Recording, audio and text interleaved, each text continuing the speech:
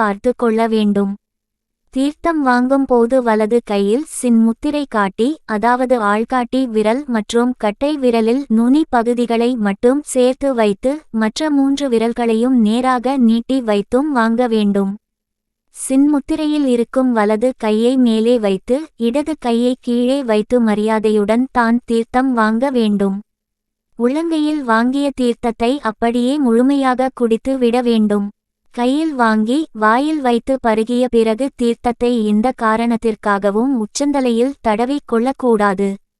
காரணம், தீர்த்தம் கொடுத்த பிறகு இறுதியாக தான் தலையில் சடாரி வைப்பார்கள். பெருமாள் கோவில் சடாரி என்பது பெருமாளின் திருவடிகள் ஆகும்.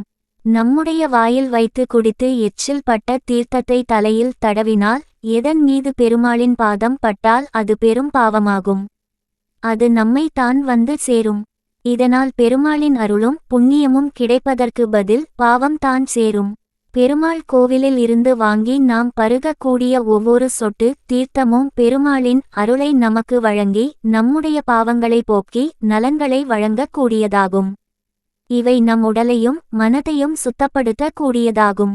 பெருமாள் கோவிலில் கொடுக்கும் இந்த அருட்பிரசாதத்தில் பச்சை கற்பூரம், கிராம்பு, மஞ்சள் உள்ளிட்ட பொருட்களுடன் துளசி போட்டு தருவார்கள். இவை அனைத்துமே மகாலட்சுமிக்கும் உரியவை. பெருமாளை அவமதிப்பதும் மகாலட்சுமியை அவமதிப்பதும் ஒன்று தான். தீர்த்தத்தை தவறான முறையில் வாங்கிக் குடிப்பதால் மகாலட்சுமி நம்மீது கோபம் கொள்வதற்கும் வாய்ப்புள்ளது.